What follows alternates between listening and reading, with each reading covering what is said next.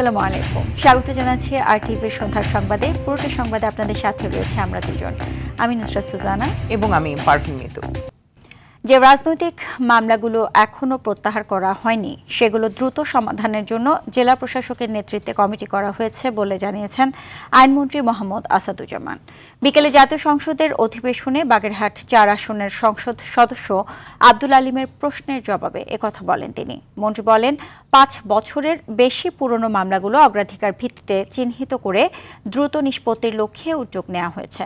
এ সময় বেশিরভাগ চৌকি আদালত বেহাল দশায় রয়েছে জানিয়ে আইনমন্ত্রী বলেন, চৌকি আদালতের কার্যক্রম পর্যায়ক্রমে বাড়ানো হবে।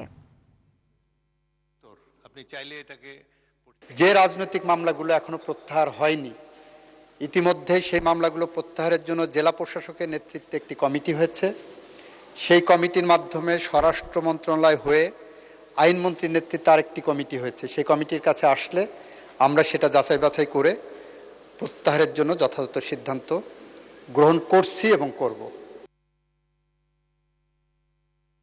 পঞ্চদশ সংশোধনের মতো অস্বচ্ছ প্রক্রিয়ার মাধ্যমে সংবিধানের চরিত্র পরিবর্তন করা হয়েছে বলে মন্তব্য করেছেন সুজনের আইনজীবী শরীফ ভূঁইয়া। আর জামায়াতের আইনজীবী শিশির মনির বলেছেন, রাষ্ট্রের এই ধরনের নীতিগত সিদ্ধান্ত আদালতের নেওয়া উচিত নয়, সংসদ নেবে। মঙ্গলবার পঞ্চদশ সংশোধনীর আপিল শুনানিতে এসব কথা তুলে ধরেন তারা। কাল প্রধান বিচারপতি নেতৃত্বাধীন আপিল বেঞ্চে শুনানি করবে রাষ্ট্রপক্ষ। GM মাহমুদের রিপোর্ট। নির্বাচনকালীন তত্ত্বাবধায়ক সরকার ব্যবস্থা বাতিল, শেখ মুজিবুর রহমানকে জাতির জনক হিসেবে স্বীকৃতি দেয়া সহ বেশ কিছু বিষয়ে সংশোধনী এনে 2011 সালের 30 জুন জাতীয় সংসদে পাশ হয় সংবিধানের পঞ্চদশ সংশোধনী।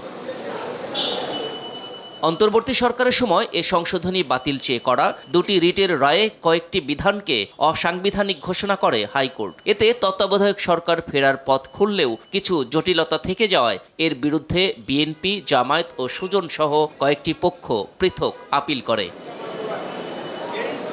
মঙ্গলবার দ্বিতীয় দিনে শুনানি শেষ করে সুজন ও জামায়াত। এ সময় সুজনের আইনজীবী বলেন, এর উদ্দেশ্য ছিল সংবিধান ধ্বংস করা। এর মাধ্যমে বাংলাদেশের সংবিধানের চরিত্র পরিবর্তন করা হয়েছে। সর্বোচ্চ আদালত হিসাবে তাদের একটা সুস্পষ্ট এখানে অবস্থান নেওয়া উচিত জনগণের পক্ষে যে এই ধরনের সংশোধনী অসাংবিধানিক, যাতে করে ভবিষ্যতে বাংলাদেশে এই ধরনের সংশোধনী করা না হয়। অন্যদিকে এ সংশোধনী আংশিক বাতিল চান জামায়াতের আইনজীবী। জানান, এ ধরনের নীতিগত সিদ্ধান্ত আদালতের নেওয়া উচিত নয়। তত্ত্বাবধায়ক সরকার যদি না থাকে তাহলে ডেমোক্রেসি থাকে না। ডেমোক্রেসি না থাকলে সংবিধান, রাষ্ট্র, প্রতিযোগিতা সব কিছু ব্যাহত হয়। এই জন্য আমরা বলেছি, যে সমস্ত বিষয় বেসিক স্ট্রাকচারের সঙ্গে সাংঘর্ষিক সেগুলোর ব্যাপারে উচ্চ আদালত যেন তার রায় প্রদান করেন, কিন্তু যেগুলো ব্যাপারে বেসিক স্ট্রাকচার ডক্ট্রিন নাই, বরং রাষ্ট্রের নীতিগত সিদ্ধান্তের ব্যাপার, সেগুলো যেন পার্লামেন্টের উপর ছেড়ে দেওয়া হয়। প্রধান বিচারপতির নেতৃত্বাধীন 4 সদস্যের আপিল বেঞ্চে বুধবার এ বিষয়ে শুনানি করবে রাষ্ট্রপক্ষ। GM Mahmud, RTV, Dhaka. ক্যান্সারে আক্রান্ত সন্তান নিয়ে প্রধানমন্ত্রী তারেক রহমানের সঙ্গে সাক্ষাৎ করেছেন জুলাই গণঅভ্যুত্থানে শহীদ আব্দুল্লাহ বিন জাহিদের মা ফাতেমাতুজ জোহরা। দুপুরে সচিবালয়ে প্রধানমন্ত্রী দপ্তরে ক্যান্সার আক্রান্ত সন্তান মাহমুদুল্লাহ বিন জিসানকে সঙ্গে নিয়ে সাক্ষাৎ করেন তিনি। এ সময় প্রধানমন্ত্রী জিসানের বর্তমান শারীরিক অবস্থার খোঁজ খবর নেন। একই সঙ্গে মা ফাতেমাতুজ জোহরাকে চাকরির আশ্বাস দেন। 2024 সালের 5 আগস্ট রাতে গুলিবিদ্ধ হয়ে শহীদ হন ফাতেমার বড় ছেলে আব্দুল্লাহ বিন জাহিদ। এর ঠিক 2 সপ্তাহ পর জানতে পারেন তার এই ছোট ছেলে মাহমুদুল্লাহ বিন জিসান ক্যান্সারে আক্রান্ত। এর 7 মাস পর স্বামীকেও হারান তিনি। মানিকগঞ্জে বাংলাদেশ সেনাবাহিনীর গ্রীষ্মকালীন মহড়া পরিদর্শন করেছেন প্রধানমন্ত্রী তারেক রহমান। সকাল 9:20 সিংগাইর উপজেলায় বাংলাদেশ সেনাবাহিনীর 9 পদাতিক ডিভিশনের অধীনে 8 বীরের গ্রীষ্মকালীন প্রশিক্ষণ এলাকায় আকস্মিকভাবে উপস্থিত হয়ে পায়ে হেঁটে পরিদর্শন করেন। মহড়া চলাকালে ফার্ম বেজ এর বিভিন্ন অংশ ঘুরে দেখেন এবং দায়িত্বপ্রাপ্ত জেনারেল অফিসার কমান্ডিং ও ইউনিটের কমান্ডিং অফিসারের কাছ থেকে প্রশিক্ষণ কার্যক্রম সম্পর্কে অবহিত হন।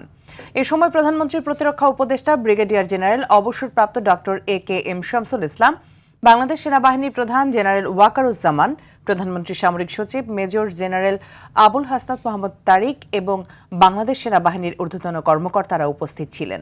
দেশের ইতিহাসে প্রথম কোনো প্রধানমন্ত্রী সেনাবাহিনীর গ্রীষ্মকালীন প্রশিক্ষণ এলাকায় সশরীরে উপস্থিত হয়ে মাঠ পর্যায়ে সেনা সদস্যদের সঙ্গে সময় কাটালেন। জাতিসংঘ মিশনে বাংলাদেশি শান্তিরক্ষীর সংখ্যা বাড়ানোর আহ্বান জানিয়েছেন স্বরাষ্ট্রমন্ত্রী সালাউদ্দিন আহমেদ। স্থানীয় সময়ে সোমবার নিউ ইয়র্কে জাতিসংঘের দুজন আন্ডার সেক্রেটারি জেনারেলের সঙ্গে পৃথক বৈঠকে বাংলাদেশের দীর্ঘদিনের শান্তিরক্ষা অবদান, পেশাগত সক্ষমতা এবং ভবিষ্যৎ প্রস্তুতির কথা তুলে ধরে এ আহ্বান জানান তিনি। স্বরাষ্ট্রমন্ত্রী বাংলাদেশি শান্তিরক্ষী ও পুলিশ সদস্যদের অধিকতর মোতায়েন, বাংলাদেশি কর্মকর্তাদের জন্য আরও নেতৃত্বস্থানীয় পদে নিয়োগ এবং বিশেষায়িত পুলিশ ইউনিট পাঠানোর ক্ষেত্রে জাতিসংঘের সমর্থন কামনা করেন। একই সঙ্গে তিনি জাতিসংঘ সদর দপ্তর ও ফিল্ড মিশনে বাংলাদেশি কর্মকর্তাদের আরও নেতৃত্বস্থানীয় ও পেশাগত পদে নিয়োগের আহ্বান জানান।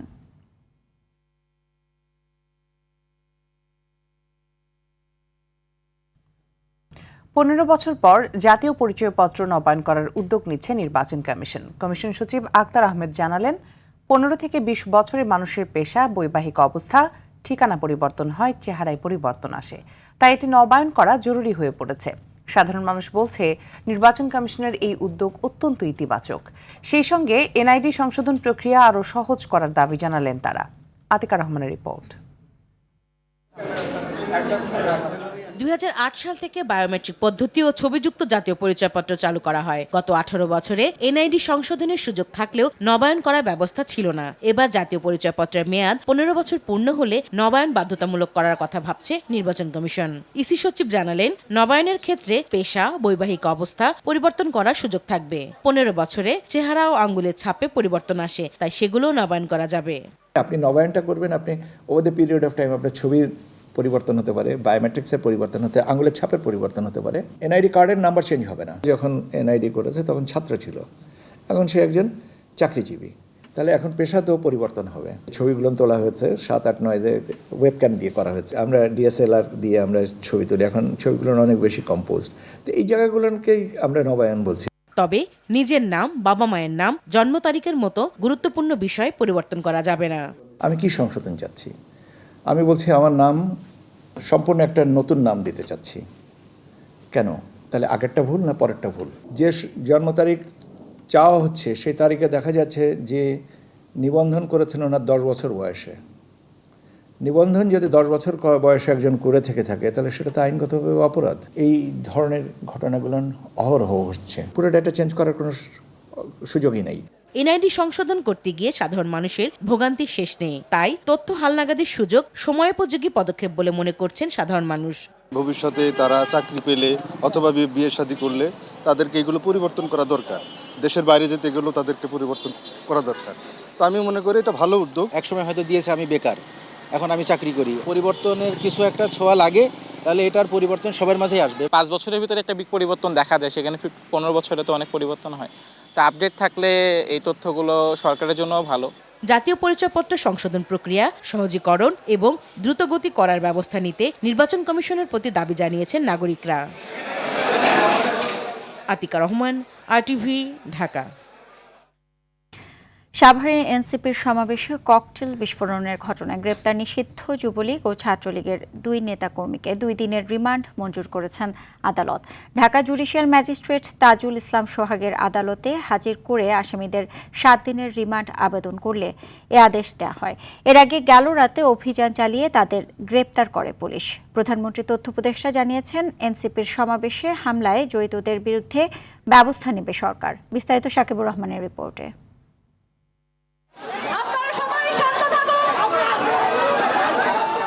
গেল রাতে সাভার থানা স্ট্যান্ড ঈদগাহ মাঠে জুলাই আন্দোলনের ২য় বর্ষপূর্তি পদযাত্রা পরবর্তী সমাবেশে হামলা হয়। এতে জাতীয় নাগরিক পার্টি এনসিপির 4 জন নেতাকর্মী আহত হন। এ ঘটনায় অজ্ঞাতদের বিরুদ্ধে মামলা করা হয়। পরে অভিযান চালিয়ে মানিকগঞ্জের সিংগাইর উপজেলা থেকে মোহাম্মদ নুরুল ইসলাম ও সাভার পৌর এলাকার আনন্দপুর থেকে মোহাম্মদ সজীবকে গ্রেফতার করে গোয়েন্দা পুলিশ। পুলিশ জানিয়েছে, তাদের একজন নিষিদ্ধ যুবলীগ ও একজন নিষিদ্ধ ছাত্রলীগের রাজনীতির সঙ্গে জড়িত। এই ঘটনার পরপরই আমরা গোয়েন্দা তথ্যের ভিত্তিতে আমরা তাৎক্ষণিক ওই দিন রাতেই সাভার মডেল থানাধীন আনন্দপুর এলাকায় অভিযানের পরিচালনা করে 2 জন সন্দিগ্ধ ব্যক্তিকে গ্রেপ্তার করি এবং তাদেরকে আমরা সাভার মডেল থানায় হস্তান্তর করি। সচিবালয়ে ব্রিফিংয়ে প্রধানমন্ত্রীর উপদেষ্টা জানান, জড়িত সবাইকেই আইনের আওতায় আনা হবে। ঘটনাটা খুবই দুঃখজনক, আমরা এটার প্রতিবাদ জানাই এবং সরকারের কাছে প্রতিবাদ জানানো না, সরকারের প্রধান কাজ হচ্ছে যারা এটার সাথে জড়িত সেই তদন্ত করা, তাদেরকে ধরা। এছাড়াও ঘটনার তদন্তে অতিরিক্ত পুলিশ সুপার জাহাঙ্গীর আলমকে প্রধান করে 3 সদস্যের কমিটি গঠন করেছে ঢাকা জেলা পুলিশ। শাকিবুর রহমান, RTV, ঢাকা। বাংলাদেশের স্বাস্থ্য খাত বছরের পর বছর ধরে অবহেলা এবং জবাবদিহিতার অভাবের মুখোমুখি হয়েছে। বাংলাদেশের মানুষকে তাদের স্বাস্থ্য ব্যয়ের 72% নিজেদের পকেট থেকে দিতে হচ্ছে। এর ফলে অসুস্থতা, দারিদ্র্য অন্যতম প্রধান কারণ হয়ে দাঁড়িয়েছে। সকালে রাজধানীর গুলশানের এক হোটেলে আয়োজিত অনুষ্ঠানে এসব কথা বলেন প্রধানমন্ত্রী তারেক রহমানের সহধর্মিণী ডাক্তার জুবাইদা রহমান। রুদ্র রফিকের রিপোর্ট। রাজধানীর গুলশানের একটি হোটেলে আয়োজন করা হয় বাংলাদেশ স্বাস্থ্য উদ্যোক্তা উন্নয়নের পথরেখা বিষয়ক কর্মশালা। এতে যোগ দেন দেশি বিদেশি চিকিৎসক ও উদ্যোক্তারা। কর্মশালায় স্বাস্থ্যমন্ত্রী বলেন, চলতি বছরে গ্রাম পর্যায়ে প্রাথমিক স্বাস্থ্যসেবা নিশ্চিত করতে চায় সরকার। চলতি বছরে গ্রাম পর্যায়ে প্রাথমিক স্বাস্থ্যসেবা পৌঁছে দিতে কাজ করে যাচ্ছে সরকার। আমাদের দেশে উৎপাদিত ঔষধের মান কোনো অংশে কম নয়। বেশিরভাগ ঔষধই অত্যন্ত উন্নত মানের এবং এগুলো বিশ্বের বিভিন্ন দেশে রপ্তানিও হচ্ছে। এ সময় অর্থমন্ত্রী জানান, বেসরকারি উদ্যোক্তাদের উৎসাহিত করছে সরকার। বাংলাদেশে দক্ষ উদ্যোক্তা তৈরি হচ্ছে। উপযুক্ত পরিবেশ আর সঠিক নীতিমালা পেলে তারাও বিশ্বে সেরা পারফরম্যান্স দেখাতে পারবে। বেসরকারি উদ্যোক্তাদের উৎসাহিত করতে নানা কার্যক্রম পরিচালনা করছে সরকার। প্রধান অতিথির বক্তব্যে ডাক্তার জুবাইদা রহমান বলেন, সার্বজনীন স্বাস্থ্য সুরক্ষা প্রদান করতে এবং প্রতিটি নাগরিকের কাছে মর্যাদা ও সম্মানের সাথে স্বাস্থ্যসেবা পৌঁছে দিতে চেষ্টা করছে সরকার। আমরা বিশ্বাস করি স্বাস্থ্য কোনো বিশেষ সুবিধা নয়, এটি একটি মৌলিক মানবাধিকার। বাংলাদেশের স্বাস্থ্য খাত বছরের পর বছর ধরে অবহেলা ও জবাবদিহিতার অভাবে ভুগছে। বাংলাদেশের জনগণ তাদের স্বাস্থ্য ব্যয়ের 72% বহন করে, যা অসুস্থতাকে দারিদ্র্যের অন্যতম প্রধান কারণ করে তুলেছে। আমরা সকলের জন্য স্বাস্থ্য নিশ্চিত করতে, সার্বজনীন স্বাস্থ্য সুরক্ষা প্রদান করতে এবং প্রতিটি নাগরিকের কাছে মর্যাদা ও সম্মানের সাথে স্বাস্থ্যসেবা পৌঁছে দিতে সচেষ্ট, যাতে চিকিৎসা বিল পরিশোধ করতে গিয়ে কেউ নিঃস্ব না হয় এবং মানসম্মত সেবা সবার দোরগোড়ায় পৌঁছায়। ডক্টর জুবাইদা রহমান বলেন, দেশে এক বিশাল তরুণ প্রজন্ম রয়েছে, যাদের শক্তি, ডিজিটাল দক্ষতা, চিন্তা আমাদের অন্যতম সেরা জাতীয় সম্পদ। রুদ্র রফিক, RTV, ঢাকা। বঙ্গোপসাগরের নিম্নচাপের প্রভাবে সারা দেশেই চলছে ভারী বর্ষণ। এতে রাঙামাটির বাঘাইছড়িতে পাহাড় ধসে একজন নিহত হয়েছেন। টানা বৃষ্টি ও পাহাড়ি ঢলে বান্দরবানের থানচিতে আটকে পড়েছেন শতাধিক পর্যটক। পরিস্থিতি বিবেচনায় আগামী 10 জুলাই পর্যন্ত জেলার সব পর্যটন কেন্দ্র বন্ধ ঘোষণা করা হয়েছে। এদিকে রেকর্ড ভাঙা বৃষ্টিতে জলাবদ্ধতায় বন্দরনগরী চট্টগ্রাম। উপকূলীয় জেলার দুর্ভোগের খবর জানাচ্ছেন লিওনাজাদ। টানা ভারী বর্ষণে রাঙামাটির বাঘাইছড়িতে পাহাড় ধসে লক্ষ্মীবিলাস চাকমা নামে একজন নিহত হয়েছেন। এছাড়া দুর্যোগ মোকাবেলায় জেলার 41টি আশ্রয়কেন্দ্র প্রস্তুত রেখেছে প্রশাসন। পাহাড়ে যারা বসবাস করছে, আমাদের যে জনগোষ্ঠী আছে, তাদের দ্রুত আমরা সরিয়ে নিচ্ছি। পাহাড়ে অবিরাম বর্ষণ আর পাহাড়ি ঢলে ফুসে উঠেছে বান্দরবানের সাঙ্গু নদী। তীব্র স্রোতের কারণে প্রমত্তা রূপ নিয়েছে নদীর পানি। ফলে দুর্গম থানচির তিন্দু, রিমাক্রি ও নাফাক্ষুম এলাকায় অন্তত শতাধিক পর্যটক আটকা পড়েছেন। উপজেলা প্রশাসন পরিষদ তারা প্রস্তুত আছে, ইউনিয়ন পরিষদ প্রস্তুত আছে, ফায়ার সার্ভিস অলরেডি মাঠে কাজ। পাহাড় ছাড়িয়ে নজরে বার বন্দরনগরী চট্টগ্রামে। পতেঙ্গায় 24 ঘন্টায় রেকর্ড 330.8 মিলিমিটার বৃষ্টিপাতে তলিয়ে গেছে নগরীর সিংহভাগ এলাকা। আগ্রাবাদ, চাকখাই, চকবাজার সহ নিচু এলাকার সড়কগুলোতে এখন কোমর সমান পানি। পাহাড়ের পাদদেশে থাকা বাসিন্দাদের সরাতে মাঠে নেমেছে প্রশাসন। খুব কষ্ট ভাই, এই যে যাতায়াত করা যায় না, গরিব মানুষ কাজ না করলে তো চলে না। এখানে কোমরের উপরে পর্যন্ত উঠে গেছে, ওনাদের অনেক কষ্ট হচ্ছে টানতে। তারপরে তো কিছু করার নেই, এখন এই রাস্তা দিয়ে আমাকে আসতে হবে। দুর্যোগের একই চিত্র উপকূলীয় জেলাগুলোতেও। ভোলা ও ঝালকাঠিতে 3 দিনে টানা ঝড়ো বৃষ্টিতে বিষখালী ও সুগন্ধা নদীর পানি স্বাভাবিকের চেয়ে 2 ফুট উপর দিয়ে বইছে। এতে তলিয়ে গেছে শত শত হেক্টর আউশ ও আমন ধানের ক্ষেত। চলাফিরে বড় দায়, খুবই কষ্টে আছি আমরা বর্তমানে। তবে উপকূলের বাকি অংশের তুলনায় কিছুটা স্বস্তি ফিরেছে বরিশালে। 3 দিন বন্ধ থাকার পর আবহাওয়া কিছুটা উন্নত হওয়ায় আভ্যন্তরীণ রুটে পুনরায় শুরু হয়েছে লঞ্চ চলাচল। Leon Azad, RTV।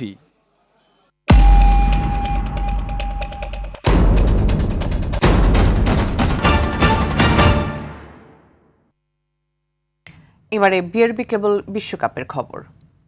বিশ্বকাপের কোয়ার্টার ফাইনালে ওঠার যুদ্ধে এবার মুখোমুখি হতে যাচ্ছে দুই মহাদেশের দুই পরাশক্তি। এক পাশে বর্তমান চ্যাম্পিয়ন আর্জেন্টিনা, অন্য পাশে ইতিহাস করে শেষ 16তে ওঠার মিশন। মেসি বনাম সালাহ দুই মহাতারকার লড়াইয়ের পাশাপাশি এটি হতে যাচ্ছে দুই ভিন্ন ফুটবল দর্শনেরও সংঘর্ষ। ম্যাচটি শুরু হবে বাংলাদেশ সময় রাত 10টায়। আতিকুল ইসলাম শাকিলের রিপোর্ট। শেষ 16 উত্তাপ এবার ছড়িয়ে পড়েছে আটলান্টায়। বর্তমান চ্যাম্পিয়ন আর্জেন্টিনার সামনে এবার আফ্রিকার সবচেয়ে বড় আশা মিশর। কেপ ভার্দের বিপক্ষে অতিরিক্ত সময়ে 3-2 গোলের রোমাঞ্চকর জয়ের পর কোয়ার্টার ফাইনালের আর মাত্র এক ধাপ দূরে স্কালোনির দল। তবে সেই ম্যাচে আর্জেন্টিনার রক্ষণে দুর্বলতা আর খেলোয়াড়দের ক্লান্তিও স্পষ্ট ছিল। অন্যদিকে অস্ট্রেলিয়াকে টাই ব্রেকারে হারিয়ে বিশ্বকাপের নকআউটে নিজেদের প্রথম জয় তুলে নিয়ে আত্মবিশ্বাসী মিশর। ট্যাকটিক্যাল দিক থেকে আর্জেন্টিনা বলের দখল ধরে রেখে ছোট ছোট পাসে আক্রমণ করতে চাইবে। মাঝমাঠ নিয়ন্ত্রণের পাশাপাশি দুই ফুলব্যাককে উপরে তুলে উইং ব্যবহারই হবে তাদের বড় অস্ত্র। আক্রমণের কেন্দ্রবিন্দুতে থাকবেন লিওনেল মেসি। অন্যদিকে মিশরের পরিকল্পনা হবে সম্পূর্ণ ভিন্ন। রক্ষণে কমব্যাক থেকে দ্রুত কাউন্টার অ্যাটাকে ওঠা, মোহাম্মদ সালাহ ও ওমর মারমুশের গতি কাজে লাগিয়ে আর্জেন্টিনার রক্ষণে চাপ তৈরি করতে চাইবে আফ্রিকার দলটি। দুই দলের জন্য স্বস্তির খবর, বড় কোনো নতুন ইনজুরি সমস্যা নেই। সালাহ আগের ম্যাচে কিছুটা অস্বস্তি অনুভব করলেও খেলতে প্রস্তুত। পরিসংখ্যান অবশ্য আর্জেন্টিনার পক্ষেই কথা বলছে, কিন্তু নকআউট ফুটবলে এক মুহূর্তের ভুলই বদলে দিতে পারে পুরো ম্যাচের চিত্র। তাই মেসির অভিজ্ঞতা নাকি সালাহর গতি, শেষ পর্যন্ত কোনটি পার্থক্য করে দেয় সেটি এখন দেখার অপেক্ষা। আতিকুল ইসলাম শাকিল, RTV। বিশ্বকাপে কোয়ার্টার ফাইনালে ওঠার শেষ লড়াইয়ে সুইজারল্যান্ডের বিপক্ষে মাঠে নামবে কলম্বিয়া। কানাডার বিখ্যাত BC প্লেস স্টেডিয়ামে ম্যাচটি শুরু হবে বাংলাদেশ সময় রাত 2টায়। বিস্তারিত জানাচ্ছেন কাজী মাহিম হাসান। চলতি আসরে অপরাজিত থেকে গ্রুপ চ্যাম্পিয়ন হিসেবে নকআউট পর্বে পা রাখলেও শেষ 32-এ বাধা টপকাতে বেশ বেগ পেতে হয়েছে কলম্বিয়াকে। ঘানার বিপক্ষে 1-0 গোলের কষ্টার্জিত জয়ে শেষ 16 টিকিট কেটেছে হামেস রদ্রিগেজরা। তবে পুরো টুর্নামেন্টে নেস্টার লরেঞ্জোর শিষ্যদের রক্ষণভাগ ছিল দুর্দান্ত। চলতি আসরে এখন পর্যন্ত একটি মাত্র গোল হজম করেছে তারা। মাঝমাঠে চমৎকার বোঝাপড়ার পাশাপাশি হামেস রদ্রিগেজ ও লুইস দিয়াজদের আক্রমণ কঠিন পরীক্ষার মুখে ফেলবে সুইসদের। তবে মাঠের লড়াইয়ের আগেই বড় ধাক্কা খেয়েছে কলম্বিয়া। হ্যামস্ট্রিং ইনজুরির কারণে টুর্নামেন্ট থেকে ছিটকে গেছে দলের প্রধান স্ট্রাইকার জন কর্দোবা। এদিকে সুইজারল্যান্ডের যাত্রাটা ছিল বেশ মসৃণ। অপরাজিত থেকে গ্রুপ চ্যাম্পিয়ন হওয়ার পাশাপাশি শেষ 32-এ আলজেরিয়াকে 2-0 গোলে উড়িয়ে দিয়ে জানান দিয়েছে নিজেদের শক্তিমত্তার। শুধু তাই নয়, টানা 10 আন্তর্জাতিক ম্যাচে অপরাজিত থেকে মাঠ ছেড়েছে মুরাত ইয়াকিনের দল। অধিনায়ক গ্রানিট সাকাদের অভিজ্ঞ মাঝমাঠ এবং ব্রেল এম্বোলোদের সঙ্গে তরুণ স্ট্রাইকার জোহান মানজাম্বিদের নিয়ে গড়া আক্রমণ ভাগ যে কোনো দলের জন্যই আতঙ্ক। তবে চোটের কারণে মিশেল এবিসার ও লুকাস জয়েসদের মতো তারকাদের ইনজুরি সংকট সামলাতে ইয়াকিনের রণকৌশলে আসতে পারে বড় পরিবর্তন। কাগজে কলমে কলম্বিয়া এগিয়ে থাকলেও নকআউটের মঞ্চে কেউই ফেভারিট নয়। ভুল করলেই বিদায়, আর জিতলে মিলবে শেষ 8-এর টিকিট। তাই জয় নিয়ে মাঠ ছাড়তে চায় দুই দল। কাজী মাহিম হাসান, RTV।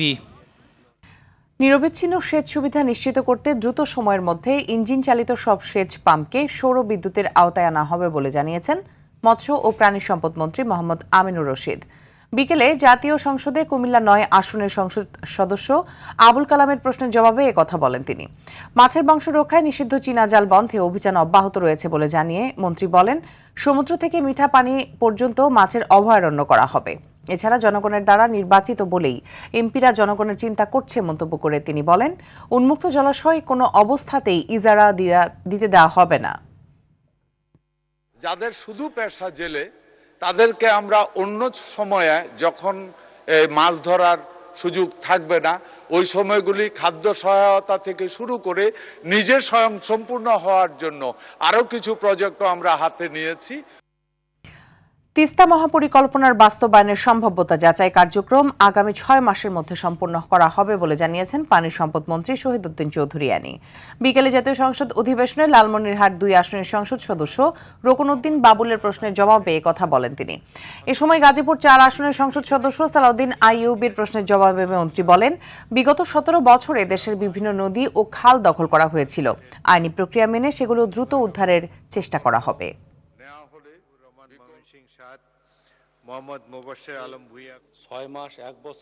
তিস্তা অববাহিকা যেটি আমাদের উত্তরবঙ্গের জন্য দীর্ঘদিনের একটা স্বপ্ন, আমরা আশা করছি যে আগামী 6 মাসের মধ্যে আমাদের এই কার্যক্রম সমাপ্ত হবে এবং ওই অঞ্চলের মানুষের যে দীর্ঘদিনের স্বপ্ন তা বাস্তবায়ন করার লক্ষ্যে আমরা মাননীয় প্রধানমন্ত্রী জনাব তারেক রহমানের নেতৃত্বে এই প্রকল্পটি বাস্তবায়ন করার জন্য সম্পূর্ণরূপে উদ্যোগ গ্রহণ করব।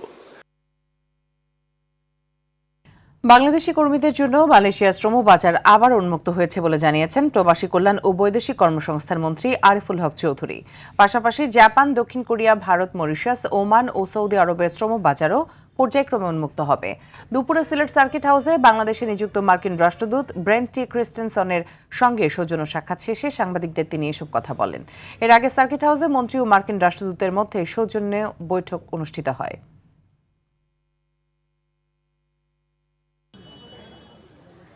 সব জায়গায় আমাদের শ্রমবাজার খুলে যাবে ইনশাল্লাহ। খুলে গেছে অলরেডি, মালয়েশিয়া গতকালকে খুলে গেছে। হ্যাঁ, তো এখন আমাদের শ্রমবাজারে আমাদের মিডল ইস্টে আমাদের জাপান, আমাদের কোরিয়া, আমাদের মরিশাস, আমাদের ওমান, সৌদি আরব। হাজারীবাগ থেকে হেমায়েতপুরে ট্যানারি স্থানান্তরের প্রক্রিয়া অত্যন্ত দুর্বল থাকায় চামড়ার দামে বিরূপ প্রভাব পড়েছে বলে জানিয়েছেন শিল্পমন্ত্রী খন্দকার আব্দুল মুক্তাদির। বিকেলে জাতীয় সংসদে চট্টগ্রাম 15 আসনের সদস্য শাহজাহান খানের প্রশ্নের জবাবে কথা বলেন তিনি। মন্ত্রী বলেন, চামড়া শিল্পের উন্নয়নে আন্তর্জাতিক লেদার ওয়ার্কিং সনদ প্রয়োজন, আর সেটি পেতে ট্যানারি শিল্পের কেন্দ্রীয় বর্জ্য শোধনাগারের সক্ষমতা দ্রুতই 25,000 ঘনফুটে নেওয়া হবে। এ সময় ক্ষতিগ্রস্ত ট্যানারিগুলোকে প্রয়োজনীয় সহায়তা করা হবে জানিয়ে তিনি বলেন, চামড়া শিল্পকে $10 লাখ বিলিয়ন বেশিতে নেওয়ার পরিকল্পনা নিয়েছে সরকার।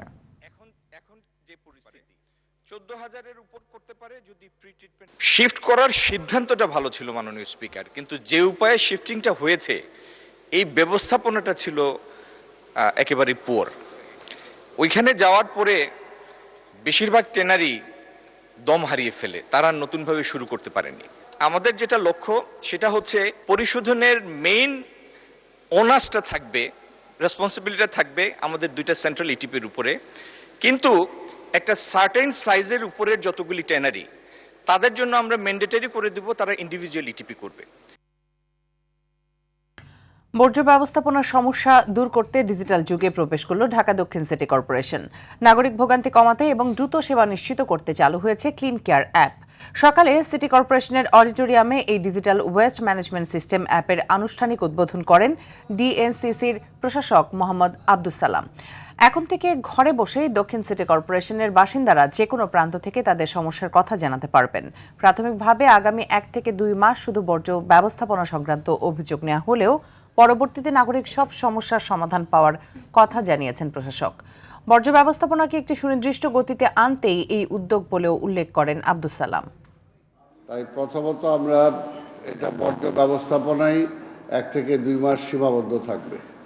এরপরে 2 মাস পরে আমরা বা 1 থেকে 2 মাস পরে আমরা চেষ্টা করব যে অন্যান্য আনুষঙ্গিক যেগুলো আছে, আমাদের মশার ব্যাপার আছে, আমাদের বিদ্যুতের ব্যাপার আছে, রাস্তার ব্যাপার আছে, সমস্তগুলোকেই সার্ভিস যেগুলো আমরা দেই সবগুলোকে এটার আওতায় আনার জন্য। দেশের অর্থনীতিকে বেগবান করতে হলে বিমা জগতের প্রবৃদ্ধি আরও বাড়াতে হবে বলে জানিয়েছেন তথ্যমন্ত্রী জহির উদ্দিন স্বপন। বলেন, রাষ্ট্রীয় আইনের মধ্যে দিয়ে বিমার প্রতি মানুষের আস্থা তৈরি হবে। অফিসার্স ক্লাবে ন্যাশনাল লাইফের গৌরবময় সাফল্যের 42 বছর উদযাপন অনুষ্ঠানে এসব কথা বলেন। যথাসময়ে গ্রাহকের বিমা দাবি পরিশোধ করায় ন্যাশনাল লাইফের প্রতি মানুষের আস্থা বাড়ছে বলে জানিয়েছেন কোম্পানির চেয়ারম্যান তোফাজ্জল হোসেন। বিস্তারিত বিলাল হোসেনের রিপোর্টে। ঘরে ঘরে এনএলআই জনে জনে এনএলআই স্লোগানকে ধারণ করে ৪২ বছরে পদার্পণ করেছে দেশের শীর্ষতম জীবন বীমা প্রতিষ্ঠান ন্যাশনাল লাইফ ইন্স্যুরেন্স পিএলসি। প্রতিষ্ঠার পর থেকে কোম্পানির বর্তমান লাইফ ফান্ড ৭,০১৮ কোটি টাকা, বীমা দাবি পরিশোধ করেছে ১২,২২০ কোটি টাকা। মঙ্গলবার রাজধানীর অফিসার্স ক্লাবের সাফল্যের ৪২ বছর উদযাপন অনুষ্ঠানে প্রযুক্তি নির্ভর বীমা কার্যক্রম এবং এ খাতের উন্নয়নে কাজ করে যাওয়ার প্রত্যয় ব্যক্ত করেন বক্তারা। বিভিন্ন ক্যাটাগরির প্রোডাক্ট রয়েছে, আমরা যেমন রুরাল নিয়ে ভাবি, আমরা আরবান নিয়ে ভাবি, আমরা এই অর্থনীতিকে কিভাবে সমৃদ্ধ করা যায় বীমা সেক্টরে আমরা সেই লক্ষ্যে কাজ করে যাব ইনশাআল্লাহ। গ্রাহক সেবায় কোম্পানির অর্জন তুলে ধরেন কোম্পানির মুখ্য নির্বাহী কর্মকর্তা মোহাম্মদ কাজিমুদ্দিন। গত ৫ বছরে আমরা ৪,৯৯,৫০৭ জনকে আমরা দাবি পরিশোধ করেছি, ১৫,২৯,৬৬৪ জনকে আমরা নতুন করে গ্রাহক হিসাবে আমাদের কোম্পানিতে আমরা একীভূত করতে সক্ষম হয়েছি। চেয়ারম্যান তোফাজ্জল হোসেন বলেন, যথাসময়ে বীমা দাবি পরিশোধ করে দেশের অর্থনীতিতে গুরুত্বপূর্ণ ভূমিকা রাখছে ন্যাশনাল লাইফ। প্রত্যেকটা দেশের প্রত্যেকটা সরকারের উদ্দেশ্য হচ্ছে দেশে অর্থনীতির স্বাচ্ছন্দ্য তৈরি করা, জনগণের মাঝে অর্থনৈতিক উন্নতি করা। সেক্ষেত্রে ন্যাশনাল লাইফ ইন্স্যুরেন্স কি পার্টিসিপেশন বাংলাদেশের অর্থনৈতিক উন্নয়নে আছে। পতিত সরকারের রেখে যাওয়া ভঙ্গুর অর্থনীতি মোকাবেলা বর্তমান সরকারের সবচেয়ে বড় চ্যালেঞ্জ মন্তব্য করে তথ্য ও সম্প্রচার মন্ত্রী বলেন, ন্যাশনাল লাইফের মতো দেশের নাগরিকের বীমা নিশ্চয়তা অর্থনীতিতে গতি তৈরি হবে। বীমা জগৎকে আরো অনেক বেশি বিস্তৃত করা দরকার এবং নাগরিকরা যেন এই বীমা জগতের নেটওয়ার্কের মধ্যে প্রবেশ করে, সেই কারণে সরকারের কাছ থেকেই আপনাদের অ্যাসোসিয়েশনের উচিত সেই ধরনের আইন কানুন এবং বিধিমালাগুলিকে নিশ্চিত করা যা নাগরিককে আশ্বস্ত করবে এই বীমা জগতে প্রবেশ করার জন্য। সাফল্যের ধারাবাহিকতা ধরে রাখায় সফল বীমাকর্মীদের মাঝে পুরস্কার প্রদান করা হয়। বিল্লাল হোসেন, RTV, ঢাকা। দেশের প্রথম ক্যাশলেস কারাগার হিসেবে যাত্রা শুরু করেছে মুন্সিগঞ্জ জেলা কারাগার। এখন থেকে বন্দীদের সব ধরনের আর্থিক লেনদেন হবে ডিজিটাল পদ্ধতিতে, থাকবে না নগদ অর্থের ব্যবহার। স্বয়ংক্রিয় বেতার শনাক্তকরণ প্রযুক্তি IRFID প্রযুক্তির মাধ্যমে বন্দীদের অবস্থান শনাক্ত ও ডিজিটাল গণনা করা হবে। কারা কর্তৃপক্ষের দাবি, এতে বাড়বে স্বচ্ছতা ও নিরাপত্তা, কমবে অনিয়ম। মুক্তির সময় বন্দীর হিসেবে থাকা অবশিষ্ট অর্থ অনলাইন বা মোবাইল ব্যাংকিং এর মাধ্যমে ফেরত দেওয়া হবে বলেও জানায় কারা অধিদপ্তর। বন্যা মোকাবেলায় সামগ্রিক প্রস্তুতি রয়েছে জানিয়ে এই মুহূর্তে বড় ধরনের কোনো আশঙ্কা নেই বলে মন্তব্য করেছেন দুর্যোগ ব্যবস্থাপনা ও ত্রাণ মন্ত্রী আসাদুল হাবিব দুলু। সচিবালয়ে দুর্যোগ মোকাবেলায় বাংলাদেশের সঙ্গে যুক্তরাজ্য ও IRCর মধ্যে সমঝোতা স্মারক সই অনুষ্ঠান শেষে এ মন্তব্য করেন। প্রধানমন্ত্রীর পররাষ্ট্র বিষয়ক উপদেষ্টা হুমায়ুন কবির ও বাংলাদেশে নিযুক্ত British high commissioner Sarah Cook আলোচনায় অংশ নেন। বন্যায় আক্রান্তদের সহযোগিতায় পার্বত্য চট্টগ্রাম, কক্সবাজার সহ সব জেলায় চাল ও টাকা দেওয়া হয়েছে বলে জানান মন্ত্রী।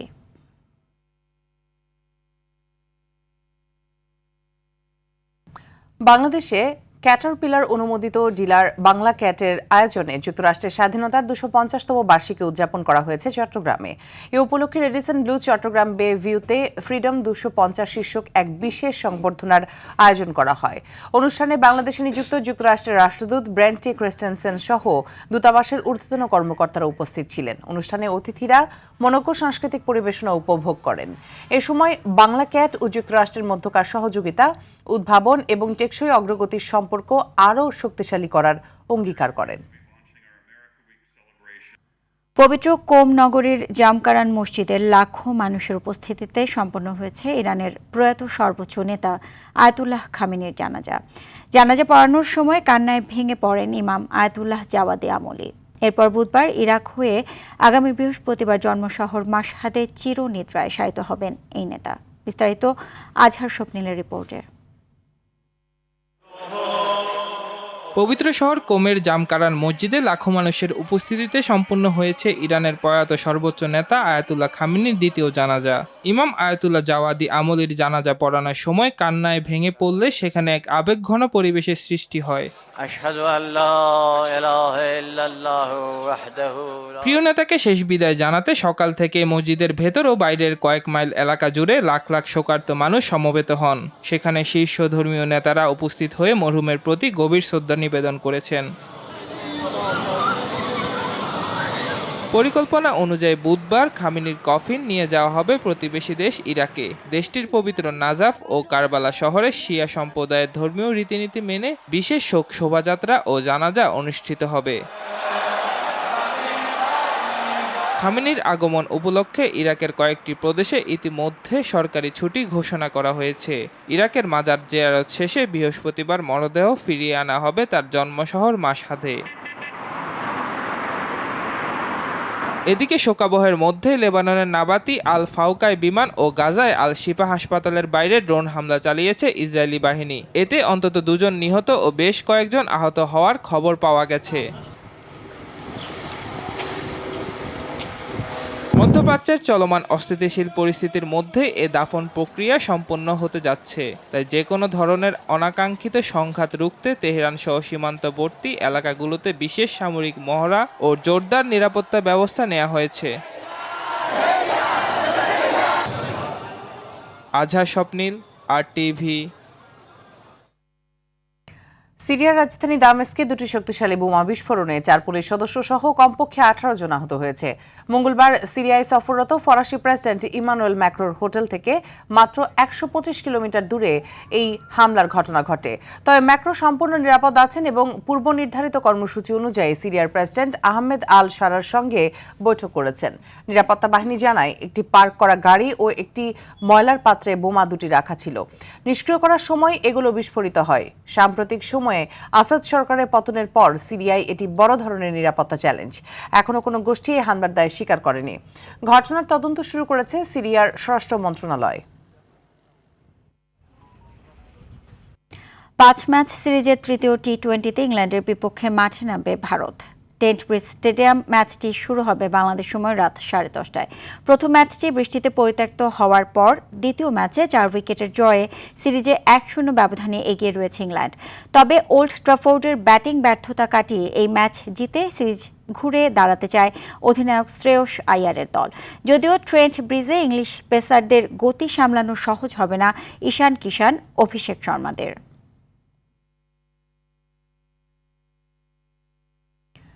HLH নামক বিরল রোগে আক্রান্ত হয়ে মারা গেছেন আফগানিস্তানের সাবেক পেসার শাপুর জাতরান। দীর্ঘদিন চিকিৎসাধীন থেকে দিল্লির একটি হাসপাতালে আজ মৃত্যুবরণ করেন তিনি। মৃত্যুকালে তার বয়স হয়েছিল 38 বছর। চলতি বছরের জানুয়ারি মাসে চিকিৎসার জন্য শাপুরকে দিল্লিতে নিয়ে যাওয়া হয়। 2009 সালে আফগানিস্তানের হয়ে অভিষেক হয় তার। সব মিলিয়ে আফগানিস্তানের হয়ে 44টি ওয়ানডে এবং 36টি টি20 ম্যাচ খেলেন তিনি। আন্তর্জাতিক ক্রিকেটে তার উইকেট সংখ্যা 80টি। জাতরানের মৃত্যুতে এক বিবৃতিতে শোক জানিয়েছে আফগানিস্তান ক্রিকেট বোর্ড।